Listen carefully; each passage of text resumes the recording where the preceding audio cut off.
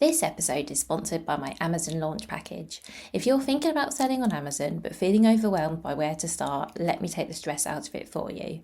My launch package is designed to handle everything you need to get started on Amazon so you can focus on your business while I do the hard work. I include fully optimized, well-researched product listings that will help you stand out, advice on images and graphics to use, complete setup of your product listings, your account and shipping settings configured for a smooth launch, your first Amazon shipping plan if you're using FBA, 1 month of Amazon sponsored products management to get your ads performing well and start getting in those sales, plus guidance on additional Amazon launch strategies to boost your success. So please don't wait. Starting early in 2025 gives you the best possible chance to build momentum and hit the key sales periods. Find out more or book today using the link in the show notes. Welcome to the Bring Your Product Idea to Life podcast. This is the podcast for you if you're getting started selling products or if you'd like to create your own product to sell. I'm Vicky Weinberg, a product creation coach and Amazon expert. Every week, I share friendly, practical advice as well as inspirational stories from small businesses. Let's get started.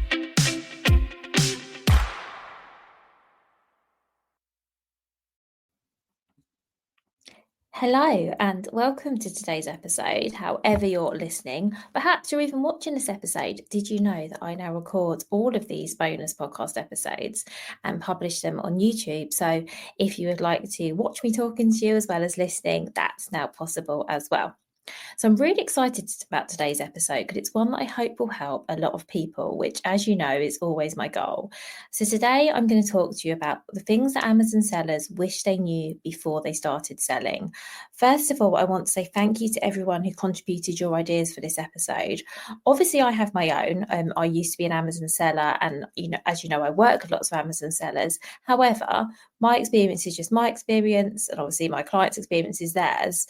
But I really wanted a wider range of people's views as possible to make this episode as informative and interesting as possible. Because as I say, my experience was my experience. And actually, if I'm really honest with you, when I first started on Amazon, which I'm trying to remember how long ago it was, I think it was about 9 years ago, it was actually really different to how it is now. So my experience might not be as relevant anymore. And of course, I get to see what my clients and my Amazon Made Easy members are struggling with. However, it was really good to get all of your inputs. That was a very long way of saying thank you so much. So what I want to do in this episode is go through the things that you told me you wish you'd known before you started. And so if you're not on Amazon yet or you're just starting, these are things that it's really good for you to hear. And I'm also going to give my thoughts on each one and if there's any ways that we can tackle them or address them together. So hopefully it's be really useful. So the first thing that people wish they knew before they started are the real costs of selling on the platform. And yeah, it is absolutely essential to know the costs before you get started. I actually did a whole episode on this at the end of 2024, and I'm going to link to that in the show notes because it's well worth a listen. But I will summarise the costs here. So you basically pay an account fee, and you can either have a professional account, which is £25 plus VAT a month in the UK, or you can have a individual account, which is free, but the number of sales you can make is capped. I usually recommend the professional account if that's possible for you. You then also pay a referral fee. So basically, this means for every item sold, you pay Amazon a percentage of the total price, which includes the item price, the shipping cost, and any gift wrapping charges, or a minimum amount, whichever is greater. These are in addition to your selling fee plans and vary from between 5 and 15%. Then, if you're using Amazon FBA, you're going to be paying storage costs and fulfillment costs. If you are doing your own fulfillment, then you might have your own storage costs, depending where and how you store your products. You have your own fulfillment costs too. And then there are other things that you might have to pay for. So, for example, long-term storage fees, if that becomes a factor, and we'll talk about that later in this episode. You might need to pay for removal orders. You might need to pay for refunds. There might be advertising. You might use Amazon Vine. You might decide to run some promotions. There are lots of things that you could spend your money on. So my best advice is if you're not sure about all of the fees involved in selling on Amazon, is go and have a listen to that episode or watch it on YouTube. There is also a great Amazon sales estimator tool, which tells you for a product that you're going to list on Amazon, what the fees will be for your decided selling price, so you can work that out before you start selling. I have a video on how to use the tool, and I'm going to link to that video in the show notes this episode, because I think you'll find that really useful. Because yes, you absolutely need to know what you're going to be paying before you start selling. So the next thing is how to set up parent-child listings and what this means. So in simple terms, parent-child listings are a way of saying variations. And it's a way of setting up your listings so that customers can choose from different options. So for example, your product might come in different colours, different flavours, different sizes. And this means that when a customer goes to your product page, if you set it up as a variation, they'll be able to choose whether they buy your product in red, yellow or orange, for example, all from one listing. Because the other way of doing it is having every single SKU you sell separate. So a customer might find your item in blue, but maybe they don't want blue, maybe they want red, but they don't know that you sell red because they've only found the blue one. Hopefully that's kind of clear. I really like setting up variations where it makes sense for a product for a few reasons. One, because it's really easy to find all of the options. And as I say, a customer might not want your product in blue, but they do want it in red. Brilliant. They can see all of the options in one place. If you run ads on Amazon, you can run ads to just one colour, one size, one flavour, perhaps the one that converts best, but a customer can still see all those other options on the same listing, but you're only advertising to one. And also, reviews are combined. So this is a reason I sometimes suggest if people have all their products listed separately, but it would make sense for them to be combined, to do it, because they could have a handful of reviews on each SKU, but by combining them, suddenly they've got a really good number. So that's another reason I think it can be worth doing it. People don't always know that you can do it, which is why one thing that I think this comment was addressing, and I wanted to let you know. And also, it's sometimes not easy on Amazon to figure out how to do things, is it? I completely know that. A podcast is not really the place for me to explain how to set up parent and child or variation listings, but I am happy to help with this. So if this is something you're struggling with or something you'd like to know more, you can book in a call with me. I'll put a link in the show notes and I can definitely help you. The next thing is that Amazon Seller Central is glitchy. I actually think that's a really polite way of putting it. You've probably heard me say this before. I think Seller Central is really outdated. I find it hard to use. Well, I don't find it hard to use, but I think it is hard to use. I'm okay with it, but then again, I use it all the time. It's definitely not intuitive, and it's definitely not easy to find your way around. In fact, yesterday I recorded a tour of Seller Central for my Amazon Made Easy members, and I basically showed them the whole site. We went through every single menu option, and I showed them where things are, what they could access, because actually there's a lot of things that people just don't know are there because the whole thing is so vast and not brilliantly laid out. And that was really useful. I got some really good feedback on that session, which I will be repeating every couple of months actually. So if you need support, obviously, as I've said, let me know, or you could come and join us in Amazon Made Easy, and then the next time I run this session, you can be there. But of course, if you have any questions, let me know. There's not actually much I or anyone I think can do to address the fact that the Seller Central is hard to use. It hasn't changed much in the years I've been using it. There've been a couple of little upgrades, but nothing major. Nothing that comes to mind anyway. So I think the best thing you can do is familiarise yourself with it or find someone who can help you do that. And I definitely can. Next thing people want you to know is that seller support is useless. A slip of the tongue there. Seller support is useless. And you've probably heard me say this before too. About 4 years ago, I actually recorded a podcast episode all about what to do if things go wrong on Amazon and you actually have to contact Amazon seller support. Sadly, this episode probably doesn't even need much updating, despite being almost 4 years old, because not a lot has changed. It's still, seller support are still not great to deal with. And I will link to that episode in the show notes so you can find it really easily. But to kind of summarize my best advice that I give in that episode, the first thing is to be really persistent and really consistent. I have had issues that have taken me weeks to resolve. I've actually had issues for clients that have taken me months to resolve. But 99% of them, I would say we have got there in the end. And on that, you're probably thinking, gosh, Vicky, that's taken you a long time. It has, but do know that it's not me or you that's the problem. It's them that's the problem. It can be really hard to communicate with seller support. They will often misunderstand you. I don't know if that's deliberate or by accident. They will often close cases that aren't resolved. And this is where I say about being persistent and consistent. Every time Amazon close a case that I believe hasn't got a resolution, I reopen it. I tell them it's not resolved and I reiterate my issue over and over again. There's a lot of copy and paste involved, which leads me on to another point, is that if you need to be really clear when you raise a case with them, what exactly you need.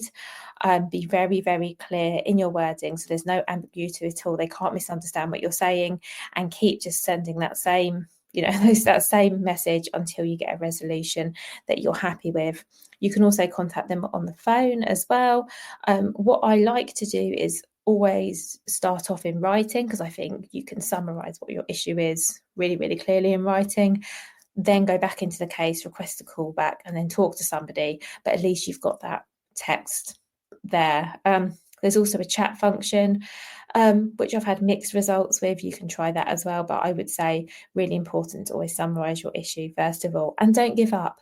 It can often feel like you want to, even for me, and I am very, very tenacious. However, I don't. And as I say, I've got a very good success rate of getting things resolved. So I guess that's the key. And often it's the bit when you think, oh gosh, I really want to give up. When you realise you're almost there. So don't give up. Definitely keep going. Next, we're going to move on to the fact that Amazon values customers over sellers, which follows on from the last one, really. In lots of Amazon's policies, the customer does seem to get a better deal than the seller. So one example of this is, let's say a customer returns your product and they return it damaged or not in a great condition. Amazon gives them a refund. They then send it back to you or dispose of it, depending on what you've decided you want doing with it.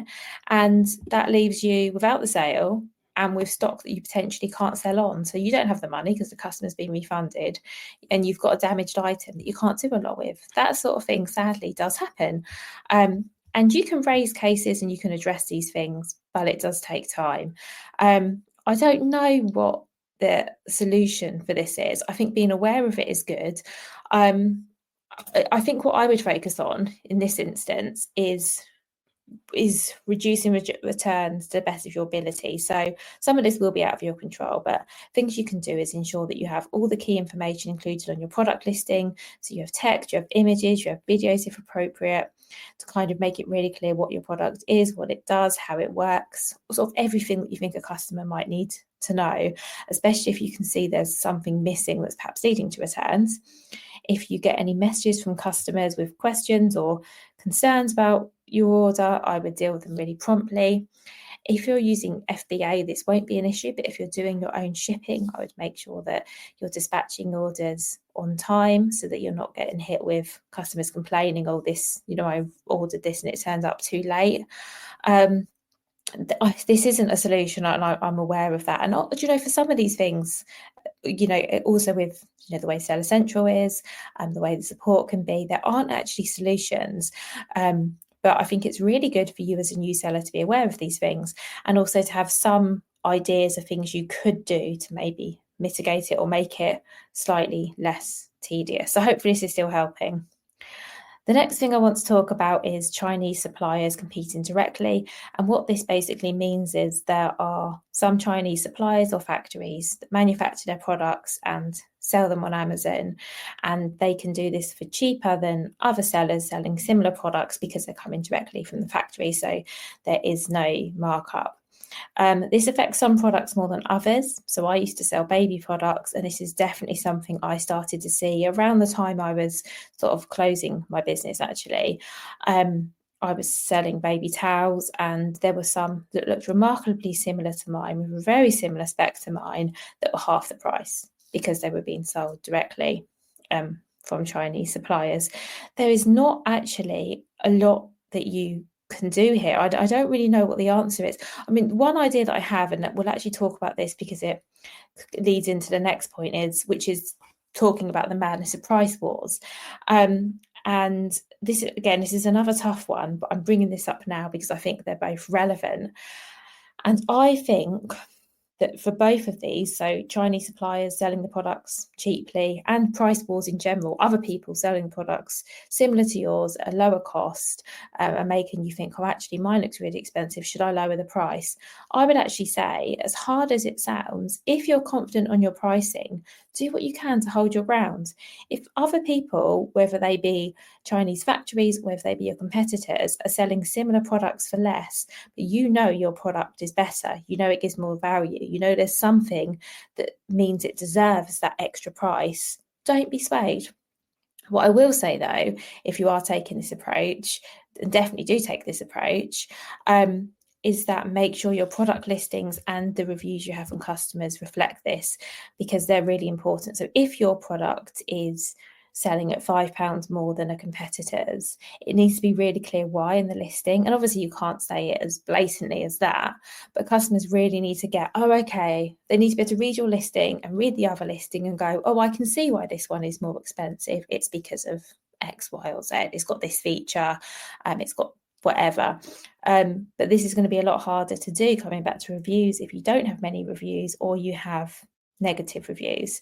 So getting as many positive reviews as you can, and obviously that's another issue and something we've covered in another podcast, but that's something that will also really, really help you.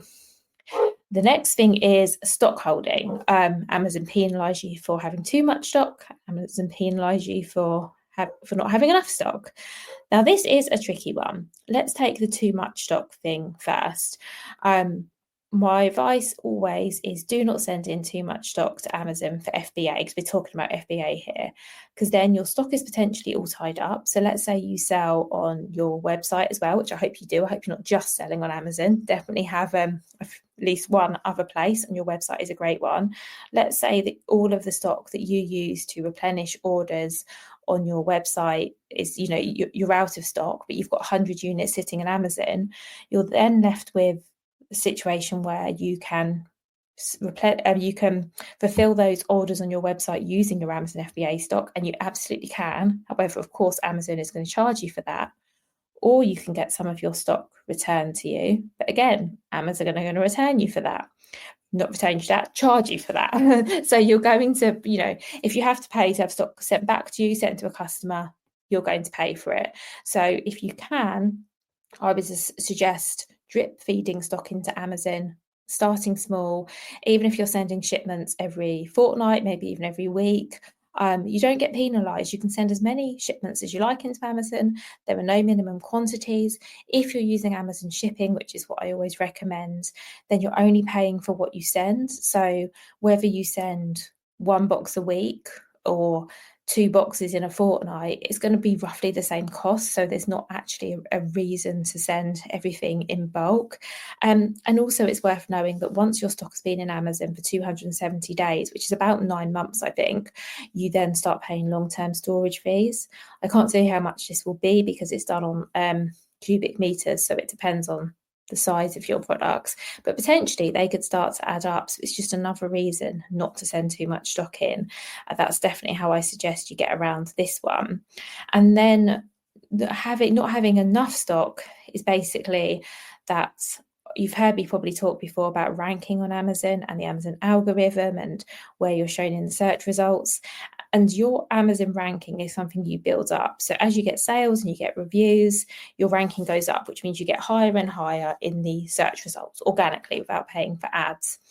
As soon as you go out of stock and Amazon can't sell your product anymore, your rankings start to drop. And your competitors who do have stock, their rankings go up. So yeah, you've heard me talk before about rankings. You'd have heard me talk about algorithm.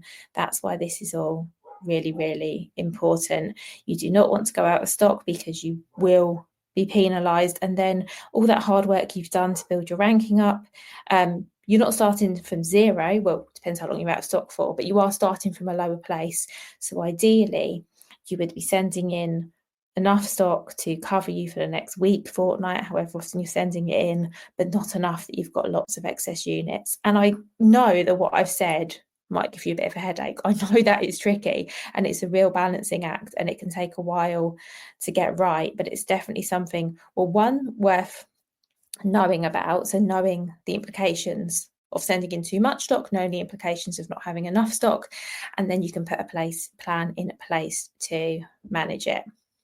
And then the final thing that other sellers would like you to know about starting on Amazon is how much needs to go into ads and that it's an ongoing cost.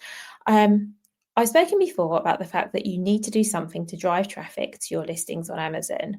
It doesn't matter what you do, it doesn't have to be ads. But I do think ads are a really good option, but you have to do something. So that's the first thing I'll say is if you absolutely don't have any budget and you just think ads are completely out of the question, I cannot afford to pay for Amazon ads, you don't have to. However, they do work. And if you do have a little bit of budget, they are a really good option. However, as you'll know, if you've done any type of advertising, there is a bit of trial and error. They might not be profitable from day one, and it can take a little while to get things going. Hopefully, you also won't need them forever. You might need them for a while. It really depends on your product, what category it's in, how competitive it is. There's lots of factors to think about. So you hopefully won't need to run ads, for the lifetime of being on Amazon. But then again, I can't guarantee that. My best advice here is if you are using Amazon ads to think about your budget, think about how much you can afford to spend, monitor your ads closely. So keep an eye on what's converting, what isn't, tweak and optimize your ads, don't set them and forget them. I think those are the key ones really, but it's important to just be aware of what you're spending on ads, what the return is, and whether that's working for you. And like I say, I think Amazon ads are great, but if they're not working for you for some reason, you don't have to run them forever. You can turn them off and you can do something else to get traffic to your listings. The key is you have to do something. So I hope that all of this was helpful. If you need help with any of the above or anything else, you might be interested to know that my Amazon Made Easy membership is opening again next month. If you'd like to get on the wait list for that, please email me or send me a message on social media and let me know. Because as a thank you for showing your interest, I'm going to give you a free spot on a paid for masterclass that I'm running very soon. So it will be a paid for event, but if you're on my wait list, you won't pay anything for that. And then also you'll be the first to hear when the membership reopens. Next week, I am doing an Ask Me Anything episode. So you can ask me any questions you want. So it can be about Amazon, it can be about me, it can be about anything you like, really. I haven't done one of these for a while, so I thought it'd be fun to do one. So please do send me your questions, vicky@vickyweinberg.com, or as I say, you can DM me. I'm mostly on Instagram, or perhaps you're in my free Facebook group. If you're there, you can send me a message there. If you're not there, you should be there. It would be lovely to have you. Come over and join us. That is it for this week. So I really look forward to answering all of your questions next week. Have an amazing week. I will be back with my usual episode on Friday. See you soon.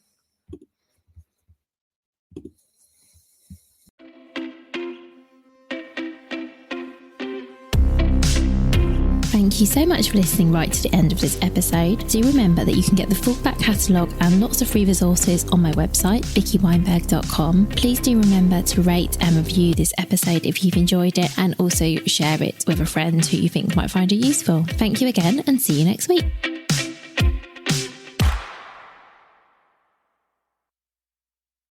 Hi, this is just a little note to say if you've enjoyed this episode, or indeed any of the episodes, and you would like to, buy me a coffee or something, you can actually now leave tips. So there's a link to how to do this in the show note. Of course, do not feel obliged to do this. This is a free podcast. This will always be a free podcast. But as I say, if you want to buy me a coffee, you can do that via the link in the show notes.